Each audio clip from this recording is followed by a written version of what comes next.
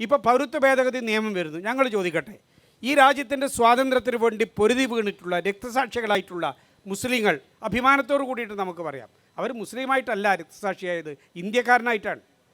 ഇന്ത്യക്കാരനായിട്ട് തലയുയർത്തി നിന്നിട്ടാണ് അവർ ഈ രാജ്യത്തിന് വേണ്ടി രക്തസാക്ഷിത്വം വരിച്ചത്.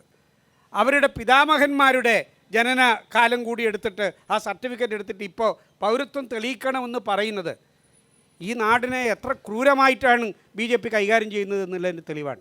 എന്താ ഇപ്പോൾ ഇത് കൊണ്ടുവരാൻ കാരണം? അത് പറയണ്ടേ? ഈ ചെറിയ ആഴ്ചകൾക്കുള്ളിൽ പൗരത്വ ഭേദഗതി നിയമം ഇന്ത്യയിൽ നടപ്പിലാക്കുന്നതിന് സന്നദ്ധമായിട്ട് കേന്ദ്ര ഗവൺമെൻറ് വരുന്നതിന് കാരണം എന്താ? രാമക്ഷേത്രത്തിൻ്റെ വിഷയം വന്നല്ലോ, അത് വെച്ചുകൊണ്ട് വോട്ട് പിടിക്കാൻ പറ്റുമോ? പറ്റില്ല. പിന്നെയോ വേറെന്തെങ്കിലും വേണം. ആ വേറെന്തെങ്കിലും വേണമെന്ന് പറഞ്ഞാൽ അതുവരെ കുടിച്ച കള്ളുകൊണ്ടൊന്നും ഒന്നും ആവില്ല എന്നുള്ളത് കൊണ്ട് ഒരു പുതിയ കുപ്പി എടുത്തതാണ് ഏത് പൗരത്വ ഭേദഗതി നിയമം. അത് വെച്ചിട്ടെങ്കിലും ജനങ്ങളെ ഭിന്നിപ്പിക്കാൻ പറ്റുമോ?